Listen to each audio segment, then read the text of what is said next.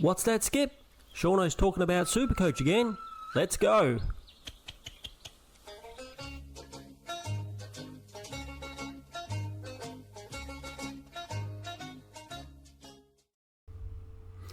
G'day everybody, it's Shauno again and I'm back for some more Supercoach content. Today we're going to be doing our trade talk video for round 13 and there's a bit to go through, so we're going to get straight into it. So if you missed my my round review video, round 12 round video, please go back and check that out. A quick recap: yes, we scored 1709, that wasn't great. Dropped 1,601 places to be in 6,759. So not a great round for us. Could have been worse, could have been better. Let's see if we can make some trades and help us get some better scores over the coming weeks. So if we jump through, we'll jump to Classic, but first we're going to go through with all the trades for the community before we go through with my trades. And so why don't we have a look at the cash cows that we have available coming up this week. So we have a few interesting ones. Number one, with the lowest break even of negative 73, is Angus Clark. Now, we saw him play a couple of weeks ago. He looked very good, kicked 3 goals on debut, seemed to be everywhere in that game. Didn't quite have as good a game this week. I'm not sure if he kicked any goals or maybe he got 1 goal this week for a score of 44. So obviously he's going to score more when he gets goals, but he does have the lowest break even. Even if he comes out and gets a 41 next week, he's still going to go up 50k. And if he continue to get 41s, he'd go up to 180. But if he can grab himself a few goals and get a 60 or a 70, he could jump up in the old cash gen again. He could be the one that we're looking for to provide us with that cash gen. So he looks like the number one pick of the week, obviously depending on team sheets and that he is named and not the sub. Luke Pedler also has had a couple of reasonable weeks, a 79 and a 67. He's a slightly higher price, a 150. He's not the basement price. Angus Clark was at 113,500. He's at 150,400. Luke Pedler. He has had scores of a 79 and a 67, and he has a break even of a little break even of negative 56. And so it's predicted that if he gets a 40, if he has a bad game, gets a 40, he gets a 44k. Now, I like him less than Clark, mainly because he's more expensive, but also because I believe he scored 2 goals for that 79, at least 1 goal for that 67. So he needs to score goals. If he hadn't scored goals in both those games, you're probably looking around 50s. So that's probably what we should expect from him. An average of around about 50 with a few spike games if he can get some goals. So again, a pretty good choice. I think if you're looking to do a downgrade and you need a forward to downgrade, he might be the one that you go after. Again, please check out the team sheets.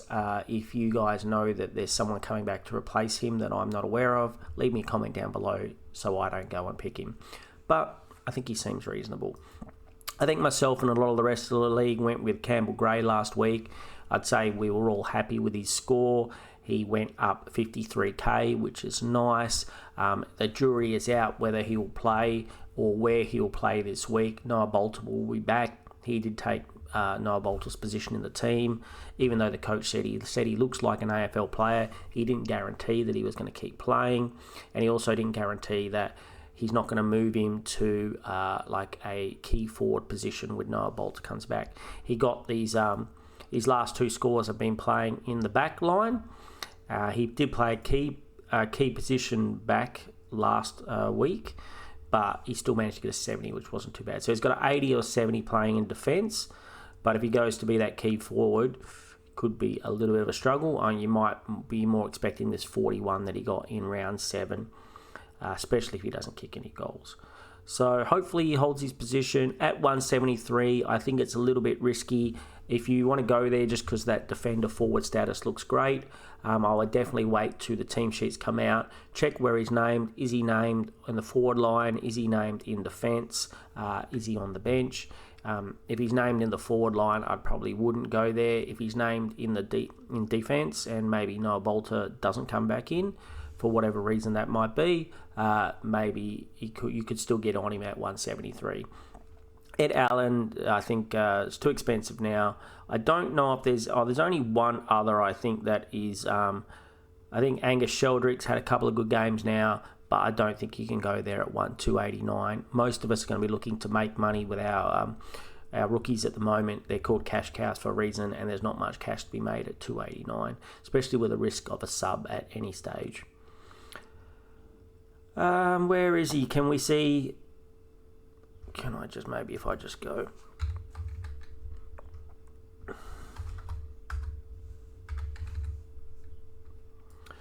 Isaac Kiefer is the other one. St Kilda guy. He's got a negative 32 break even. I don't know why we're not seeing him up here.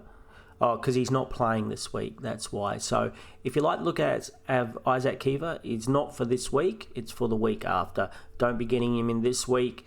Who knows what's going to happen. Wait till you see the team sheets the week after. He's on his bye this week. So even though he did okay for his owners, watching the game, I thought he had a real fast start to the game. I actually thought he scored more than when we checked and saw that he scored a 64.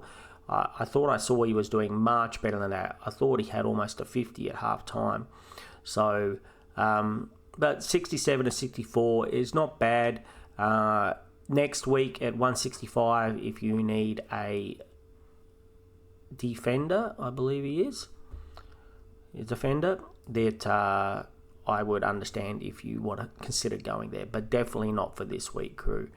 So at the moment, they're the only cash cows that I'm seeing. If I'm missing any, please let me know. We will do a live video later on in the week.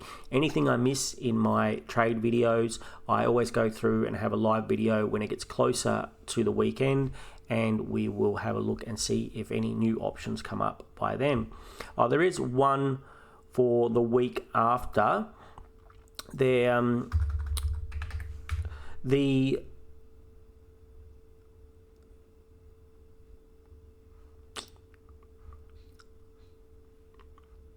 break evens for round 14. Zach, the Essendon guy, Zach something. Every time I look for him, I can't find him. I don't know why he hides from me, but every time I look for him, I can't find him. All right, we're going to have to do it the hard way. Oh, I spelled his name wrong, that's why. Zach Johnson. He was actually looking really good. Out of all the Essendon rookies, he had the highest score. It's only his first game, though, so don't go there this week. Have one more look at him. Unfortunately, he was subbed off on 48. He looked like he was going to get a nice 70 or so, but then he got subbed off, which was a little bit disappointing, especially when we're really hoping for these rookies to come through. And we really hope that potentially we get a 99k rookie next week come in and play for either the Eagles, the new guy they got with the number one pick of the mid-season draft. Essendon also took 3 or 4 players, so maybe they play one of their 99k rookies with all the injuries they have. And hopefully that kind of gets us out of trouble when it comes to money a little bit, but we're gonna have to wait till next week to see if that happens. So if you're looking to do an upgrade this week, if you're getting one of these downgrade options and you're looking to do an upgrade, let's have a look at who's available. Now, the big thing this week is don't forget the buys. Don't forget your bows. No, don't forget your buys. Whoever you bring in this week, make sure you are using your Supercoach Plus, checking your buys, and making sure that player isn't going to ruin your ability to get 18 players on the field in the coming weeks. If you've already got a lot of players, say in round 16, a lot of Brisbane and Essendon players already, you don't want to bring in an Essendon or a Brisbane player. So make sure before making any decisions, my recommendations are going to be purely on price and value, not so much on your buy structure. You need to have a good look at your own team and make the decisions best for you. I'm just going to give you who I think is good value and a good pick. So we're going to start off by getting out of the cash cows section. We'll go to the summaries, And we will start with the defenders. Okay, so I'm going to stick to more of the value options. If you've got the money to pay up for people, obviously you're not going to get Sinclair this week. He's having his bye this week, just like we spoke about. It's a terrible week to bring in Sinclair. You would never do that. So, and the fact that he's gone up to 600k, where you could have got him around 500k a couple of weeks ago. So I'm going to be concentrating more on the value options. If you have the money to pay up for a 600k player plus whatever, and you want to do that, I understand you want to get the best players in your team, but I think for most of us, money's going to be a bit strapped, so we're going to be looking at more of the value and fallen primo options. Speaking of value, Lockie Whitfield at 550, I think it's very good value. Again, I think you could definitely go there. Lockie Ash is still killing it, third best average in the league at the moment, at also around 550. He's not as highly owned as Whitfield, so if you were looking for a bit of a pod, trying to gain some spots on the teams above you, then maybe that's the way to go.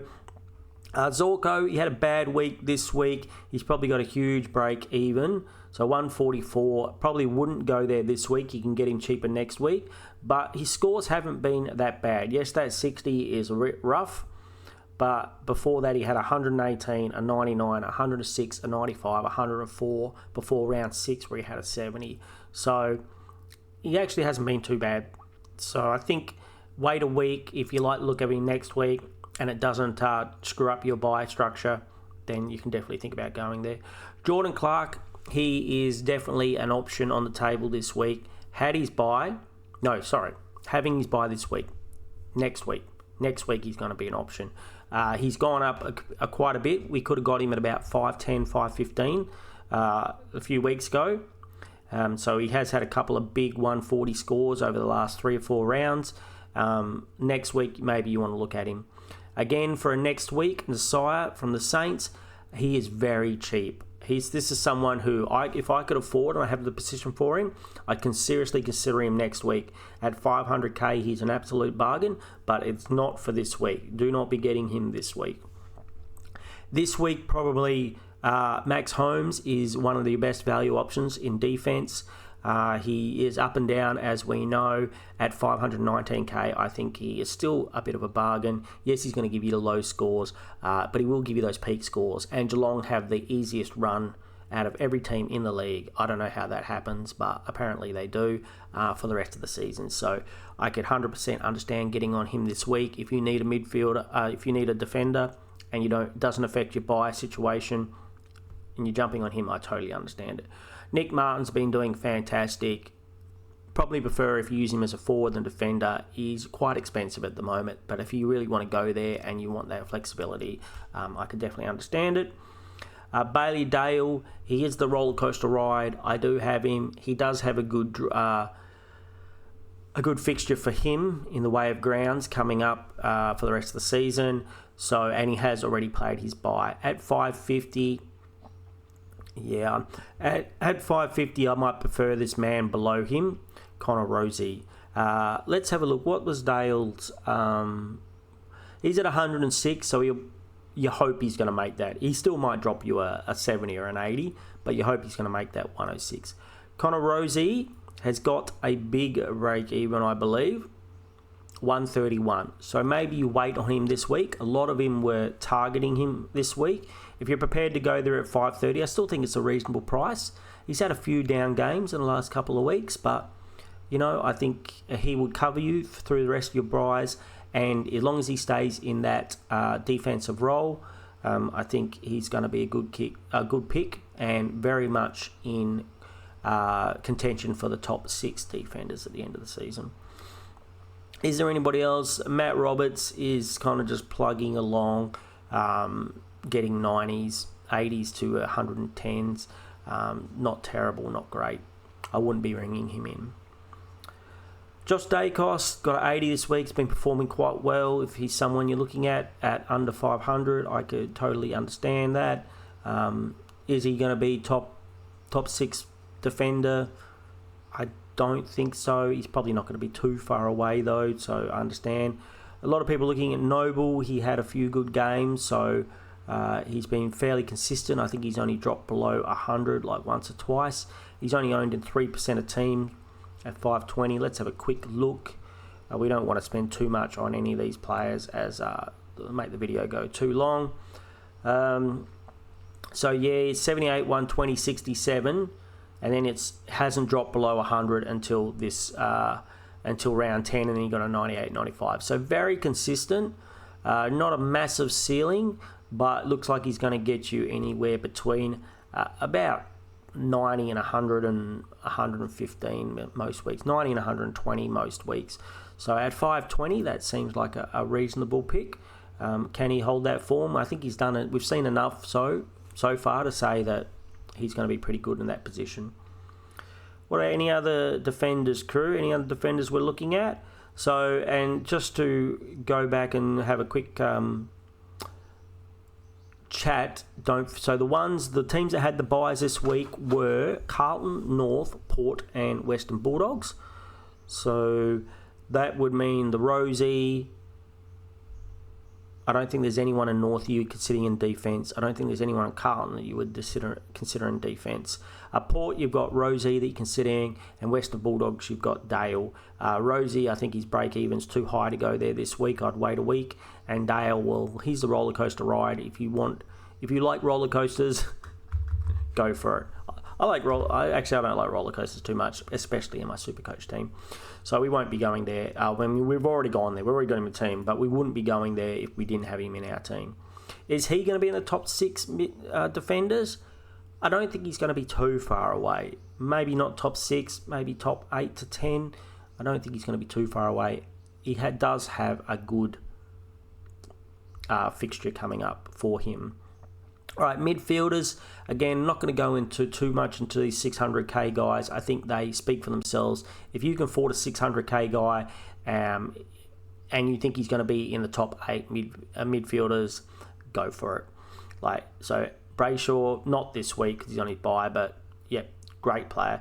McCluggage smashed out 40 possessions for a 159. It's going to be, looks like he's been, he's got the second, one of the, this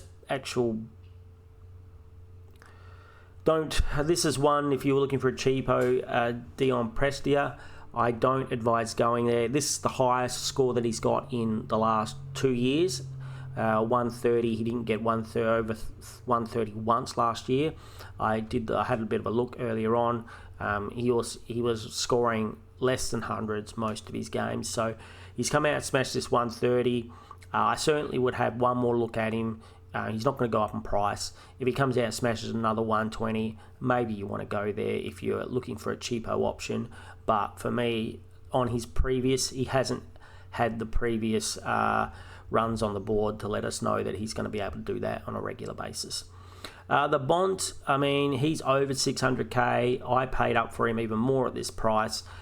He's going to, I understand if you want to get him and cover the rest of the buy rounds. He does have a 137 break even. He could come down more money than that. He could reach that break even. So if you're banking that he's going to get 100 this week, you could potentially get him at 20k-ish cheaper at around a 620 next week or the week after. So it's just kind of do you have the money for that position? Bailey Smith, we'll get to him when we come to forwards. Tom Liberatore, 600k, go there if you want. Butters is coming down.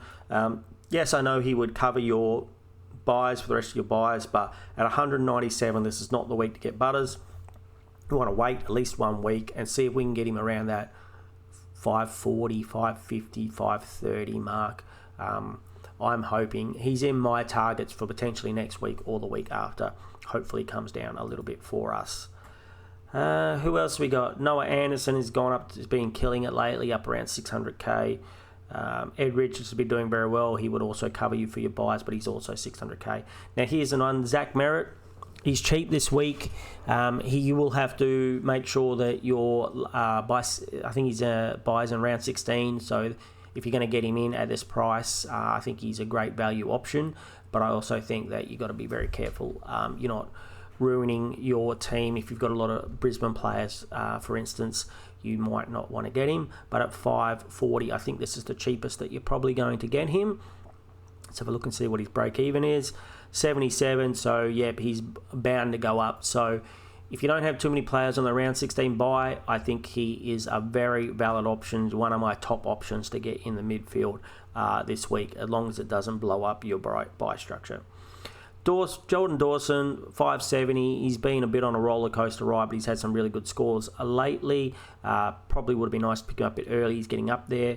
Dunkley's still around the 530 and still seems to be pretty good value at that price, I would say. Had a bit of a down week this week with a big score, a big break even. You could get him as low as 500 next week. So he's another one that you pencil in for potentially getting next week or the week after. Hopefully at around the 510k, something like that. Any close to 500 for Josh Dunkley sounds like an absolute bargain for me. Tom Green, 550, definitely doable, seems like a good option. Nick Dacos at 116. I think this is probably the lowest you're going to get Nick Dacos at 530 unless he gets a really bad tag. Break even of 96. And we know what Nick Dacos is capable of. So if you wanted to get him in your team this week, I totally understand that. I think between him and Zach Merritt, if they don't affect your buys, I think are the two best bargains. Myself, we don't know if McRae's going to be back. Wouldn't be playing this week anyway. So definitely no. Rao, I got him in last week. I'm very happy with the score he gave me, the 121. He got a 120 the week before as well. Is he going to consistently keep doing that? We know he can, but he's also been, a bit up and down. So I'm hoping, for my sake, hopefully he continues to get these type of scores. Jumping on him now at 515. If you really wanted him, this is the time to get him because he's got a break even at 68. But at the same time, I'm thinking that there's only a bad score just around the corner. He's in 17% of teams now. If you got him at 450, you'd be really happy. I got him at 470 and was quite happy. So, I think I could understand if you wanted to go there if you couldn't quite afford one of the other guys, but would prefer it if you had picked him up a bit cheaper. Lockie Neal at 570 is probably still okay, maybe a little bit more than you want to spend for him. There could be another tag game around. His break even is probably reasonably high, 111, so it's not too bad. You'd expect Lockie Neal to get around that score most weeks, so he's probably going to hold this value. We talked Caleb Sarong, 530, not playing this week, don't go there. Connor Rozee, we talked about him in defence. Adam Sherratt, he's had his buy now. I don't know if I'd be getting him in, but he's had a pretty good record the last few weeks. If you needed someone a little bit cheaper, if you've already got him, he's a definite hold through the buys. He's only got a break even of 42. He's had a few good scores too, has he not? He's been scoring pretty well. 120 and a 140 in his last two scores. You just have to worry about these 80s in the weeks before. But overall, he's done very well for the people who bought him in the beginning of the season. I wish I had bought him in the beginning of the season. Would I bring him in now? Probably not. I'd prefer you spent that little bit extra for the Merritt or the other one that we said, Merritt or Dacos, I would think. We talked about Max Holmes for the back line. I think Patrick Cripps, only in 11% of teams, already played his buy. A little bit not hitting the absolute highs he has in previous years, but I think he's a sneaky pod. If you need a pod and you want someone to cover the rest of your buys, he's been scoring quite well. His scoring hasn't been bad this season. He just hasn't hit the massive highs that he has in other seasons. Like if you look at it, he's gone 120, 108, and he's had an 80 and a 56. But since that 56, he's gone 114, 82, 104, 121, 100, 108, 112. So very consistent. So, nothing below 100 since round 5. So I know a lot of people have written him off, but that's not too bad, right? At 528, I think, I think he is a valid option to think about. At 11%, you need a pod. You need someone to cover you until the finish to the end of the buys. Is he going to be a top 8 midfielder? He's not looking like that at the moment, but if he was sitting at M8, I think I'd be pretty happy, especially knowing that on any week he can just have a blinder of a game and smash out. He does have a high ceiling, he just hasn't shown it this year, so maybe there's a few more midfielders helping him out there at Carlton. Isaac Heaney, yes, he's got high ceiling, can do you well. I can understand if you wanted to go there. I still think the jury's out where if he is all the time in the midfield, or when Goulden and Mills come back and play some more midfield, whether he goes back to being a little bit more up forward. I think it's a risky one, but could pay off for you. Only owned in 8% of teams, so if he does go crazy, start blowing it up, you're going to do very well. Is there anybody else we're talking about? I don't think so. So here is the two cheapies that are worth considering. Jai Caldwell, who I'm seriously considering. He's played 2 weeks now. Oh no, has he played? He's come back and had 2 good scores in a row now, is what I mean, crew. Break even of 21. So if you're going to get him, this is the absolute cheapest you're going to get him. So yeah, had a couple of bad weeks, and now he's gone 119, 123. Playing as an inside midfielder, if you need a cheapie, I think he's a very valid option. He's not going to be in the top, 8 midfielders, but he's shown before that he has got a reasonable ceiling. He's got 129 and a 123 here, plus he can score those hundreds fairly regularly. He did it for us last year. Most of us had him last year. So I think he was mid-forward last year and almost a must-have when he wasn't injured. And so I think he is a very valid option for a cheapie. And LDU already played, so he's already played his bye, so that might be attractive to some people out there. Bargain price at 500 for what he can do.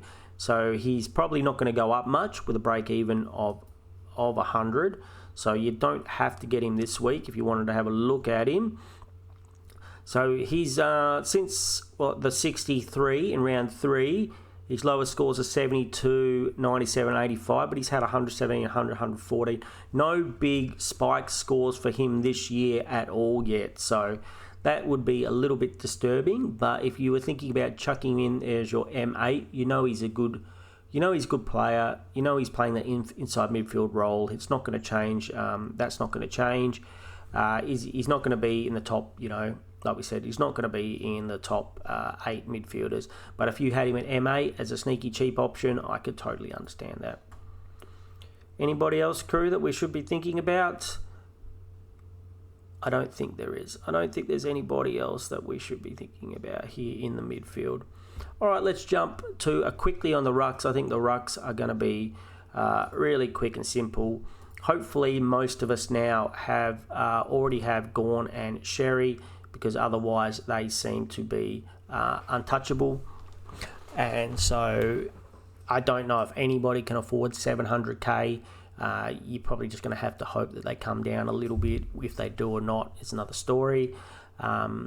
Luke Jackson still smashed it, even with Darcy in the team, mind you. But will he continue to smash it with Darcy in the team? We will see. I think they still managed to give him a good percentage of the ruck. It wasn't like Darcy 80, Luke Jackson 20. I think it was closer to 50-50. I'd probably have to check that to be sure. I did watch the game and that's what it looked like. I can't tell you the exact stats on... I guess I can tell you the exact stats. Should we have a quick look? I think at that price, it's just too expensive at the moment. But if you had him, if you got him when he was cheaper, or, picked him up a few weeks ago, CBAs for Freo. And obviously he's got his bye this week, so you wouldn't get him this week anyway. So this week, Jackson went to 93 and Darcy went to 29. So he played much more in the ruck. He played a lot more in the ruck. It wasn't 50-50. It was, 80-20 in the ruck this week. So that's a good sign for owners. That's a very good sign for owners or for people who are wanting to get him in. I'm a little bit afraid, and I think he's a little bit expensive, and I wouldn't be doing it this week because of his bye. If you need a cheaper ruck now, you don't have both Gawn or Sherry, you only have one, and you need a ruck. I think any of these 550s or 500s, they're all pretty similar. The cheapest I'd probably go for is Jared Witts. He can get you hundreds. He's had a few lower games this season, but he's very, very consistent. And at 500, I think that's a reasonable price for him. There's nobody else I would consider if I needed a ruck. The only ones, if you can't afford the big two, Cameron, even though Brodie Grundy smashed a 161 this week, I don't think I would go there. He's not going to do that every week.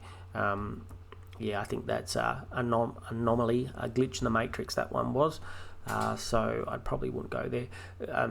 Nank's been down a little bit, came back with a big score. We know he can score big. Darcy Cameron's been very consistent, been down a little bit over the last few rounds, but over the last 5 rounds, he's still averaging 105.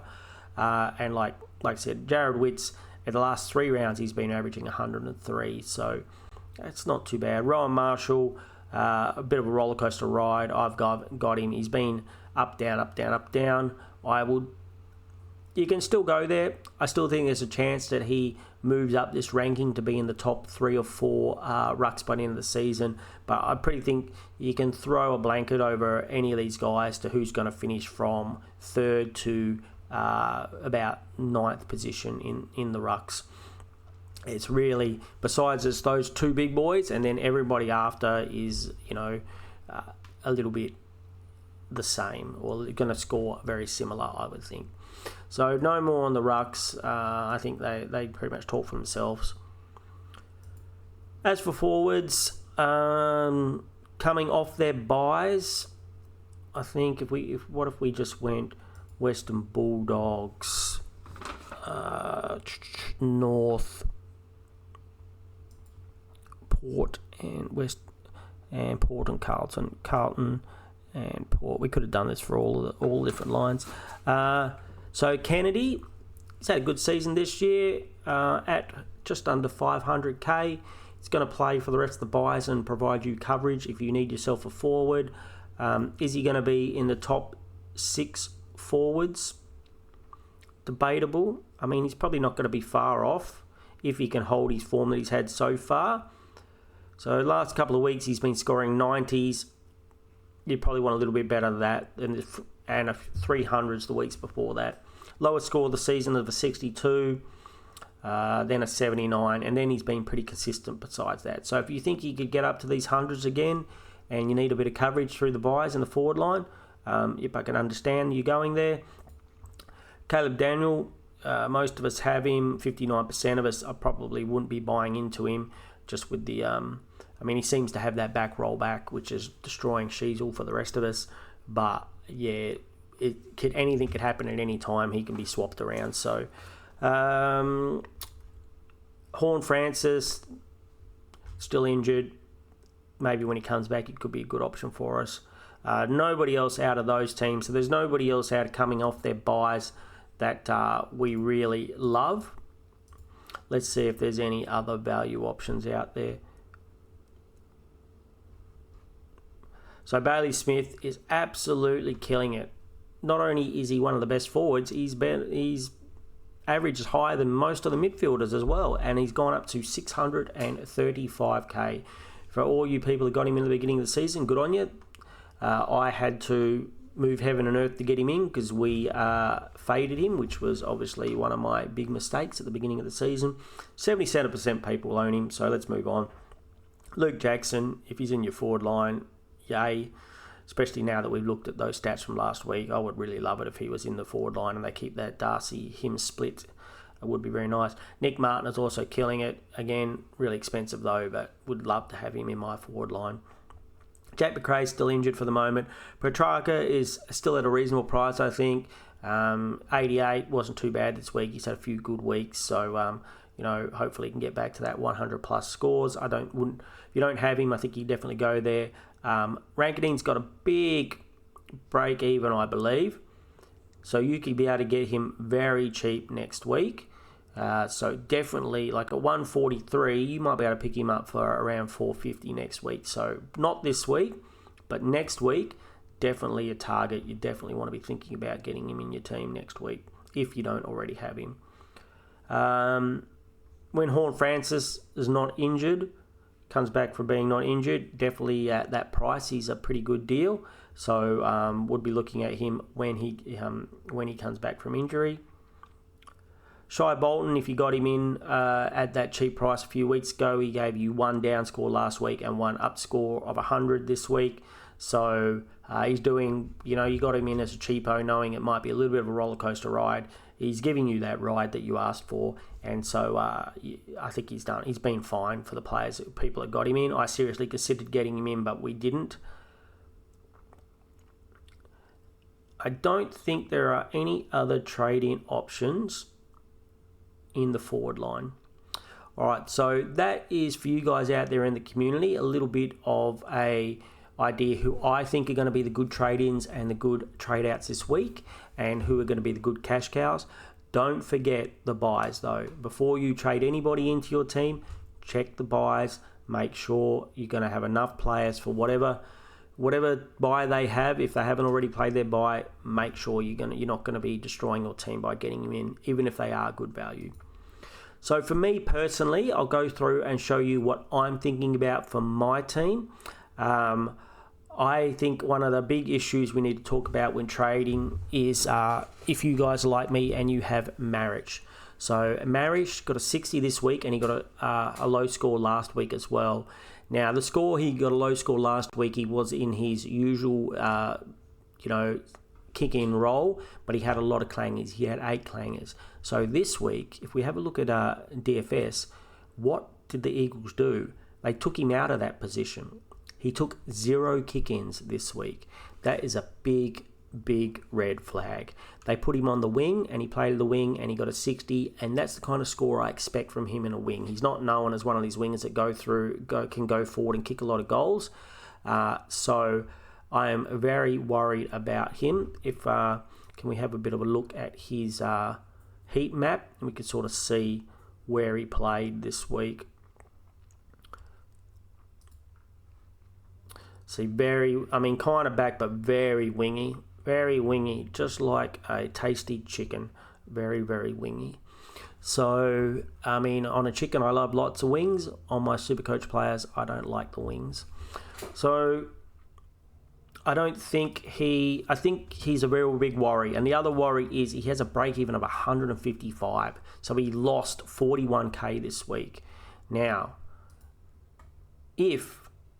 this is a big if he gets a 90, which he's going to have to go back to that old role to get a 90, because I almost guarantee, I don't want to send too many guarantees, but if he plays that wing role again, he's not going to get a 90. He's going to have to kick a goal or two, and he doesn't kick many goals.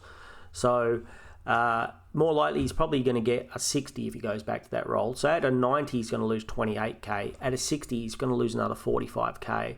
Now, that would be a bit of a disaster. After the amount of money he's made us, he's gone up as high. He was almost at 500k a couple of weeks ago, and now he's gone down to like 60k since that. Do we want to lose another 40k? For me, it's a big no. I think I'm going to have to jump off him now. It's just, I don't have enough money as it is, and I can't have a player who got up to 500k and then goes all the way back down. If he goes back down to 350 or something, it would be an absolute disaster. I don't really have the trades to be making sideways trades, but I think this is the one I'm going to make an exception for. So we're going to trade him. Before we do that, let's get the rookie in. Let's see if we who we could actually afford if we get the rookie in. So I'm definitely going to go Angus Clark from Essendon, as long as he's named. And I think I'm probably going to do it by, as you can see, I've already set up my team for this week. We have a pretty good coverage with only St Kilda and Freo on their bye. We have full lines on all the lines, and we even have a loop option in the forward between Kako and Sims, where we can bring Cooper Simpson on. If Sims has a big game or if Sims fails, we can let Kako have a go and see if he can get a decent score. So who are we going to get? I think we will go what were we going to do? I think it's Huswaite that we want to trade. We're going to move Sinclair into the middle, and then we will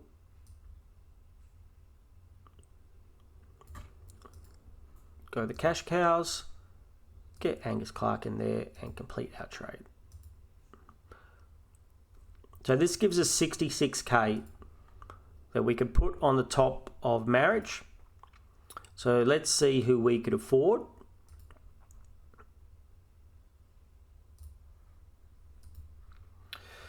So the players we could afford. So I kind of know what I'm going to do, crew, but we'll have a quick look. Who's the best average? Dion Prestia, like I said, I think this is a little bit of a trap. I'd like to see a lot more. He hasn't scored this. This is his highest score in 2 years. He is a midfielder. He is Richmond though, so maybe he's stepping up. Dusty's not there anymore. He's like, I'm going to step up and be the main man. But I want to see some more games out of him before he did that, and especially with he's only played one. He's not going up from this, so let him play another one. And if you desperately need a cheapo midfielder the week after, do it. But I think it's a little bit of a trap. For me, yeah, Sam Walsh could potentially be a pick. He's already played his bye. He could. He's in the centre in the midfield there. At Carlton, and Matthew Kennedy, I guess, could also be a nice option where I could swap to the forward line. I'm not super keen on either of them. I guess how has Walsh been doing? Let's have a. He's got a break even of 129, so it's fairly high, and he hasn't scored 100 since round 7, and he's only really got one big peak score, so I don't love that. I think what we're just going to do, crew. I think there's two options. LDU, he's already played his buy as well at 500k, like we just discussed. He's a pretty good value. But I think the best value is Jai Caldwell. He had a good season last season. I believe he was a mid-forward for us last season, and we all had him when he wasn't injured. He was injured a little bit. So I think at that price, I would have liked to have got him last week when he was 20k cheaper, but I still think at 440 he is a good price, and I think he does have the potential to get decent scores. He's probably not going to get tagged. The tags are going to go to merit. So, season so far, rounds 1 and 2, he got 129 and 118. Then he got an 84, which we'll take. Round 9, he got a 61, and round 10, he got a 40. So they're obviously an issue. I'm not too sure why he scored those scores, but the last 2 rounds, he's got 119, 123.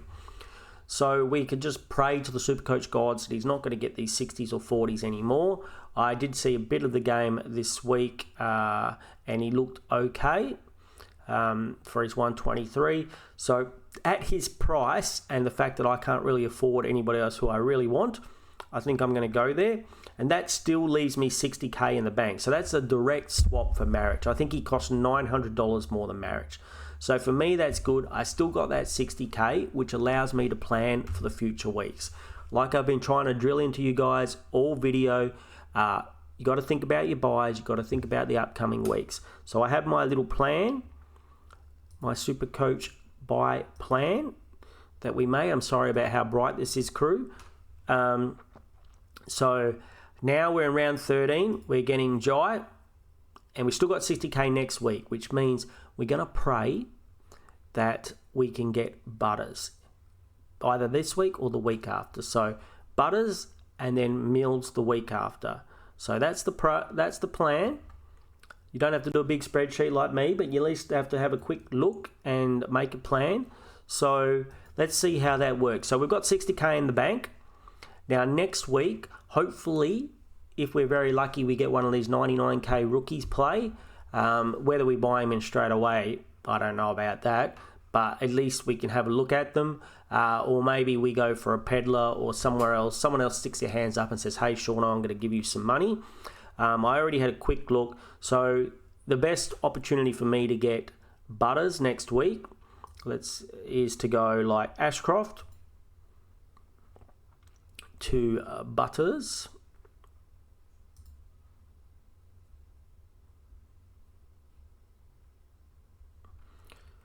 which means I would need 131k. I'd have to find 131,000 somewhere. So hopefully Butters is going to come down about 30,000. So then I would have to find 100k somewhere. So maybe if I had a 99 rookie, if we cancel that, maybe if a 99k rookie comes along, we can get rid of someone like a Kako. We can make ourselves 100k, and then we could dump that on top of Ashcroft, and we can get Butters in the team. So we would have Butters there, which would be nice.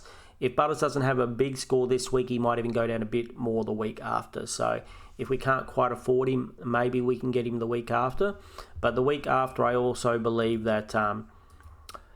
so this week coming is round 13. Round 14, Sydney are out. So round 15, I'd be thinking about trying to get Mills in one of these back positions. So with my plan, I'll kind of show you what I expect my team to look like when we come out of the buys.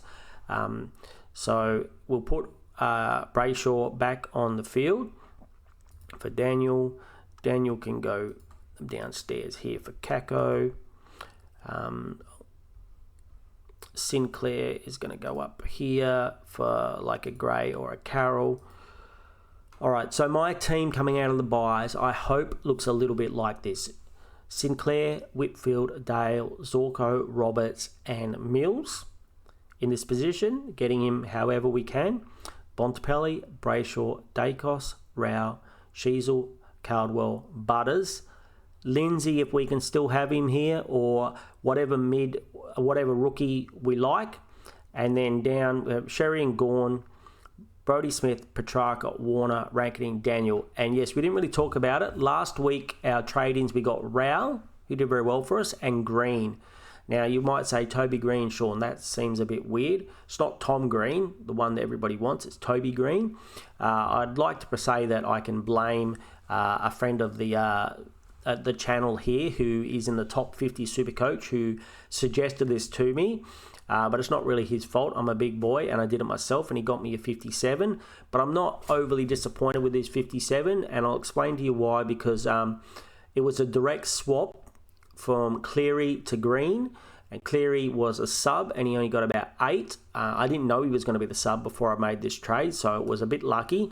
But I also know Tom Green is capable of getting decent scores. If he scores 2 or more goals, he usually gets more than 100. So in all these games, he's got a 124, a 149, a 127, and a 127. He's all scored 2 or more goals. These other games are the 57, 74, 54, 51. He's got 1 or less goals. So if Toby Green scores a couple of goals, he can get you a decent score. But I just wanted to get a rookie off the field, and he's going to hold me through and allow me to maybe get some out of these other like midfield, more premium likes like the Butters. If I had to spend a lot of money on this position, maybe I can't afford a Butters. Maybe I can't afford another decent player for one of the other positions. So I think that's fine. He's not a rookie. He might give me 120. He might get me 50. At least I know he's going to play. He's never going to be dropped, and he's never going to be the sub. The only issue is he might try and karate kick somebody in the head and get suspended, which he usually tries at least once a year. So hopefully his karate days are over, and he's the new and reformed good Toby Green that doesn't get suspended. I don't think that's hard. So leadership group or not, I don't see that happening completely, but, you know, we can hope. And so he is just going to hold that last position up there, and who knows, I might win a league with one day. He might win me a league match. One day comes out, smashes 120, and it might be enough to beat my opponent that might still have a rookie there. And Marshall's going to live here in the flex. We don't have the money or the trades to muck around with Marshall. So that leaves us 11 trades. And with our plans of getting Butters next week, that'll be two more trades down. So there'll be 9 trades. And then hopefully to get, I mean, if by some miracle we could do a direct swap between like a Lindsay and a Mills or something like that, that would be awesome. Or if we have to go, more likely we probably have to go a rookie down and then up to Mills. So that'll be 4 trades. So that will leave me 7 trades. So coming, because I'm league based or league focused at the moment, I would like for at least 4 trades going into the finals, 1 for each week of the 4 weeks of the finals. And that leaves me with 7 trades, 3 trades for injuries between the time we come out of buys and the time we start to play our Supercoach finals in the leagues. So that is my plan, crew. Hopefully those 3 trades, we don't get too many injuries. And if we do get an injury with like a Primo, we just do a straight swap for whoever we like and whoever we can afford. And then we try and kind of just like limp along to the finals. As you can see, that means we won't have a full Primo team. We will have, not until we reach the finals anyway. If we get to close to those finals and we've still got the 7 trades, sure, we will try and get another really good Primo on the field somewhere. But for the moment, I'm going to live with 1 rookie type player on the field and with the flex position, hoping that if he has a really bad game, that score gets dropped off and then, you know, it doesn't get counted in the best 22. It isn't as ideal as having 23 Primos there, but I just don't believe I have the trades or the cash to do that and to try and win my leagues as well. If you are in the top 100 players or you only care about your highest overall ranking in Supercoach, 100% you can burn your trades and just hope that there's no injuries. Where for me, being league focused, I think it's smarter for me to do this way. My team's not going to be quite as good as it could be. I'm going to drop probably some more in the ranks. As you saw, we dropped in ranks this week down to about, we're at 6,759. We were at 2,000 something only 2 weeks ago. Now I think we're going to have to just hope that we creep in and stop in the top 10,000. But if you ask me what's more important to me, finishing inside the top 10,000 or winning my league and getting to having bragging rights against all my friends for the next full year until the next footy season, I'm taking the league win every day of the week. Anyway, crew, that's been quite a long video. I think I will leave it there. Do we want to have a quick... Actually, before we go, we'll do a really quick captain and vice captain choices for the community, because we only did for me in my review video. If you haven't watched that review video, would love it if you go back and check it out. Give me a like on that video and this video, subscribe and leave a comment down below. If there's any other targets that you're thinking about or cash cows that I've missed, leave a comment down below and let me know. As the week goes on, I'll be doing a live video or 2. If I've missed anyone and I see someone else talking about them or mention them, we'll definitely have a chat about them and see what you guys think. And I'd love to hear what you think about this Toby Green decision. Was my friend Paris a absolute genius by suggesting it, or have I just blew up my team by getting him in? Have I karate kicked my own team in the head by getting him in? Is that the question? Anyway, a quick who's going to be... So the first game this week is Western Bulldogs and Hawthorn. If you have Bont like me, which if you are smart, you probably don't have Bont at the moment. We did go through Bont, right? He's very expensive, but... we all love him, but he's very expensive and there's much better values out there. But I do understand if you get him and he's going to cover you for the buys, if you can afford that. It's a dream scenario as far as I'm concerned, if you can afford that. So the Bont, probably no one else from the Bulldogs. There's probably no Hawthorn players that I would go for. Adelaide versus Brisbane. Dawson from Adelaide, I guess, is a chance for a VC option. Brisbane, you've got all your options. You've got Lachie Neale, you've got Dunkley, you've got the McCluggage with the extra luggage, who smashed it this week with his 40 possessions. So maybe you get to put a sneaky VC on him and see if he can back it up week to week. Richmond and Sydney. I don't think there's any Richmond-Sydney players that I'd like to VC. Geelong and Gold Coast. Obviously, Geelong, Bailey Smith is absolutely smashing it. Behind Bont and Brayshaw, he's the third highest in my team in averages. So a sneaky VC on Bailey Smith is probably okay. And Gold Coast, Noah Anderson has been very good lately as well. Rowell, I think he's done well for me with my trade-in, but I don't think I'd be risking a VC on him just because he's a little bit up and down, and he hasn't shown us that massive ceiling yet, which we want to see. So GWS and Port, if you have Butters, I guess already you can chuck it on Butters. Rosie, maybe a sneaky VC on Rosie. He hasn't been putting up the big scores lately though. Tom Green, definitely an option for VC. I'd happy if you were to do that. This is the ones though, if you got them, I think it's the safest option this week. The vice captain on Sherry, who is playing the Eagles and is going to absolutely destroy Flynn. It is over here in WA, but it is at a little country ground down south. This is one of the games that North sold, and so even though it's a home game for North, it will be played in Western Australia and a country ground. I think it's at Mandurah, and so I assume that he's going to destroy Flynn, and if he doesn't, we'll have a go at Gawn, who also I think is a good fallback. If any of you are choosing any of those other vice captains like the Bont or whoever you chose, I think your captain, if you've got Sherry, should be Sherry. Sherry over Gawn versus Flynn for sure. But I'm going to go for the vice captain, who I really think this is just going to be a huge score and we're going to end up taking it, and then we'll just bring Boyd on. But if for some reason something happens and Sherry doesn't kill it, Gawn versus Darcy Cameron. Darcy Cameron's been pretty good this year, but I'm still going to back Gawn in to get a good score. This week he had I guess him and Marshall had a pretty good fight off this week. Marshall did okay to get his 89 against Gawn. Gawn only got 110. He didn't smash a 150 or so. But I still think he can back that up and get a much bigger score next week against Darcy Cameron.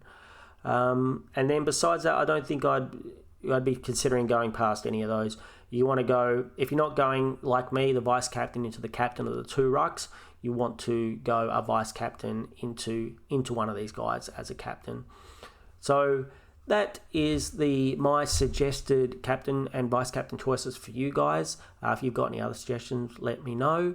We don't want to make the video go for too much longer. So yeah, whatever you do, I love making these videos, but it makes me even happier if you give me that like and subscribe. And if you leave a comment down below, I will promise that I will answer.